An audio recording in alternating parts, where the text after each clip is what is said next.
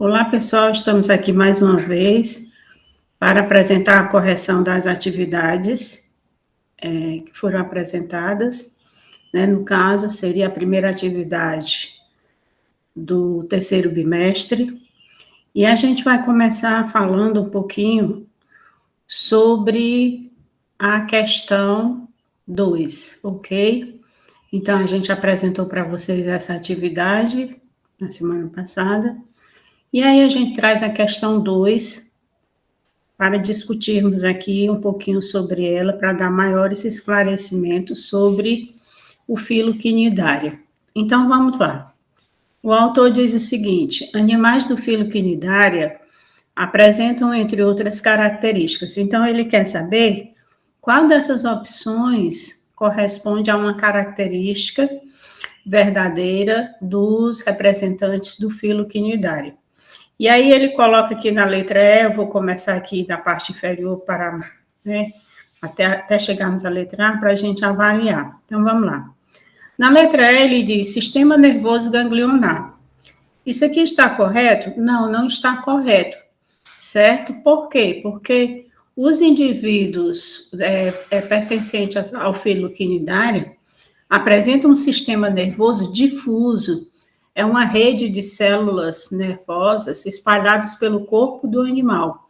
Ele é o primeiro animal a apresentar, né, essa percepção, né, que caracterizaria aí o início, um sistema nervoso rudimentar. Então, não tem formação de gânglios, nada disso não.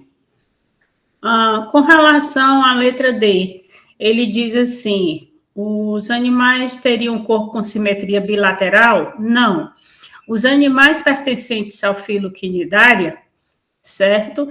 Apresentam simetria radial, seria aquela que você passaria um plano imaginário pelo corpo do animal e você poderia obter várias partes, né, do corpo semelhante ali daquele organismo. Então, não é bilateral. A simetria bilateral, ela já vai se apresentar em organismos mais evoluídos.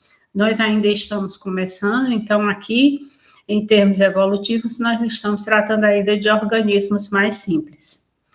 Com relação à letra C, ele diz que o embrião dos animais pertencentes ao filo quinidário teria aí 3 folhetos germinativos, ou seja, 3 tecidos embrionários. Não, tá? O filo quinidário apresenta organismos que têm 2 folhetos germinativos. A gente comentou, inclusive, no vídeo da aula, né, que a gente passou para vocês semana passada. Então, não tem 3 folhetos germinativos, só tem 2, é o ectoderma e o endoderma. E são conhecidos, né, como animais diblásticos, ok? Por isso, porque só tem 2 folhetos embrionários. Com relação à letra B, ele diz ausência de cavidade gastrovascular. Isso aqui está errado porque o filo quinidário é o primeiro que apresenta uma cavidade gastrovascular. O sistema digestório é incompleto, a mesma abertura que o animal, né, usa para introduzir o alimento nessa cavidade, essa mesma abertura é usada como ânus, né, para ejetar, no caso, jogar para fora as excretas dele. Então, o animal se alimenta, faz o processo enzimático inicial na cavidade gastrovascular, assimila os nutrientes e aí ele gera metabólitos, as excretas. E por essa mesma abertura, né, que ele ingeriu, ele vai expelir as excretas. Então, é por isso que a gente diz que o sistema digestório é incompleto. Então, nossa resposta seria a letra A, certo? Que no caso aqui diz o seguinte: animais do filo quinidária têm respiração realizada pela superfície corporal? Verdadeiro. Nós temos aí a questão, certo? De termos respiração por difusão, ok? Então, vamos aqui para a próxima questão. A próxima questão, a questão 3, que eu escolhi para apresentar para vocês, o autor diz o seguinte: na epiderme dos quinidários, ainda estamos no filo quinidária, tá? As células que apresentam um líquido tóxico capaz de causar a morte de pequenos peixes e queimaduras em humanos. Qual é o nome dessas células típicas desses animais? Certo? Então, eu falei lá na aula já sobre a característica dessas células, né? Seriam os coanócitos? Não, coanócitos seriam células responsáveis pelo processo digestório lá no grupamento das esponjas, certo? Não aqui no filo quinidário, nós estaríamos lá no filo porífero, tá? Letra B, seriam os porócitos? Também não. Também estaríamos lá no filo porífero, seriam células aqui, os porócitos, lá nesses organismos responsáveis pela permitir o fluxo de água através do corpo do animal, a gente discutiu isso também. E aí, na letra C, ele diz, seriam os quinidoblastos?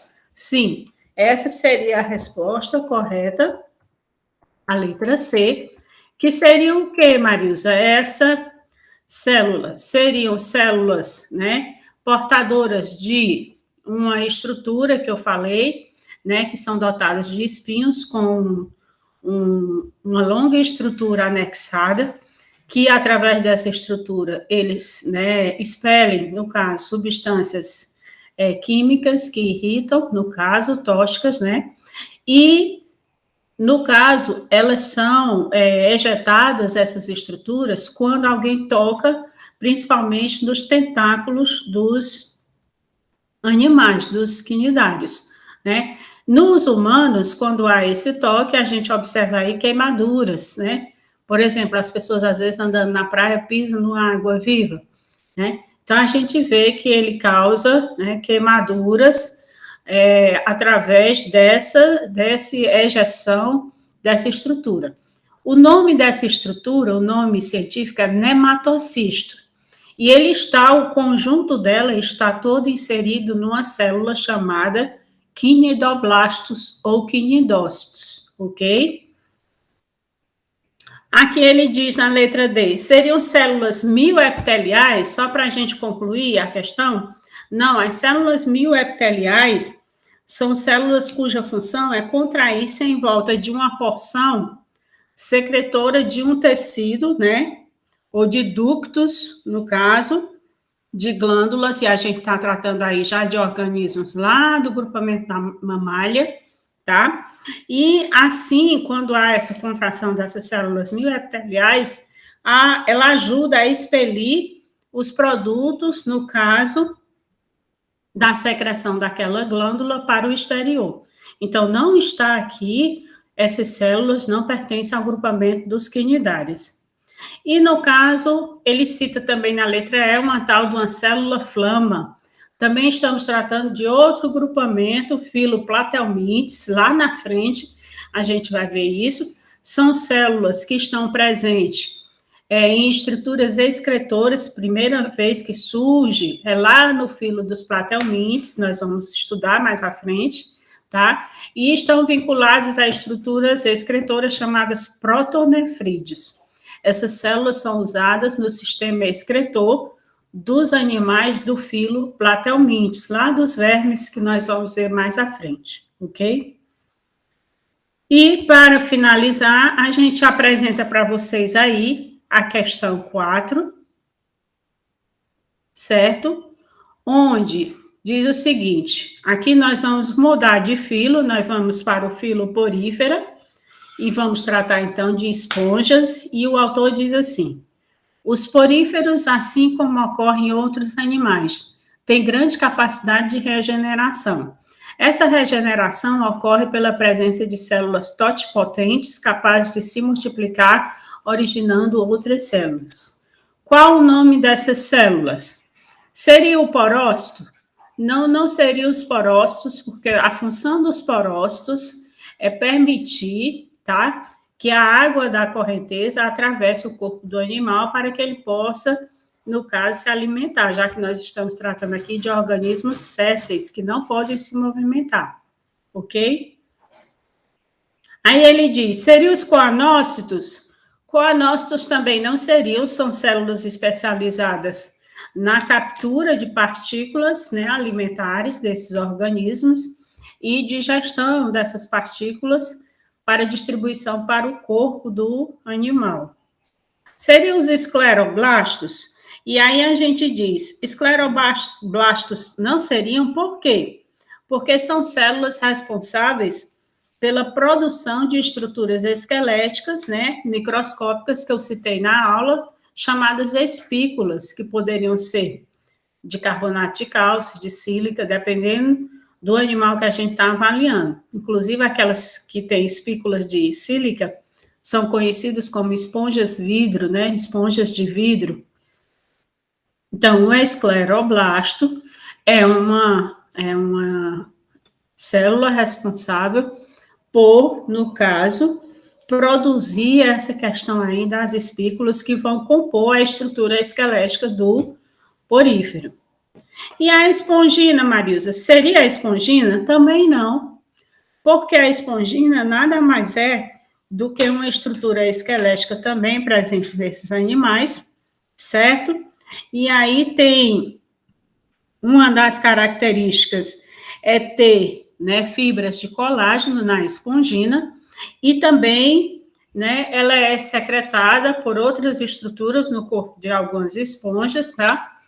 Para fazer a estrutura esquelética. Então, só nos sobra aqui a letra B, que seria os amebócitos. Marilza, por que o nome totipotente? Porque o amebócito, ele pode, certo? Se transformar, seria tipo uma comparação bem rude, uma célula-tronco, né? Hoje, para os seres da classe mamália, seria os amebócitos, a célula-tronco, para os organismos, né, do filo porífero. Então, é por isso que eles são considerados totipotentes, ok? Gente, eu quero agradecer. Antes de terminar, eu vou apresentar aqui para vocês algumas observações que ficaram em aberto, né, da outra aula, da aula que a gente colocou para vocês, e eu vou apresentar para vocês agora, certo?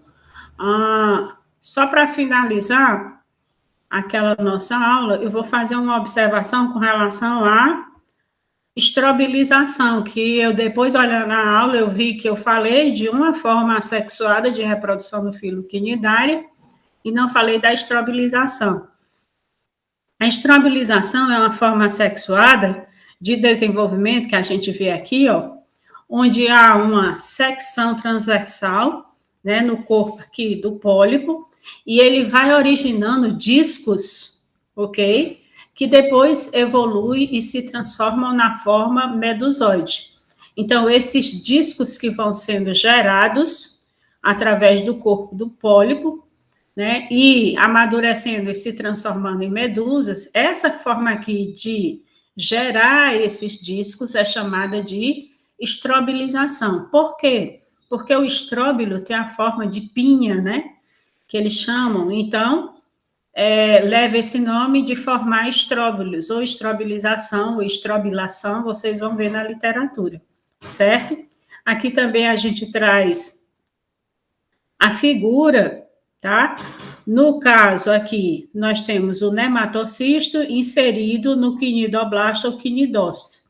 E aí, quando um animal encosta no cílio, que é chamado quinidocílio, ou seja, você encosta no corpo da água-viva, principalmente na região dos tentáculos, tá? Ele vai ser ejetado, e aí ele traz esse filamento, né, urticante, trazendo aí substâncias químicas e os espinhos.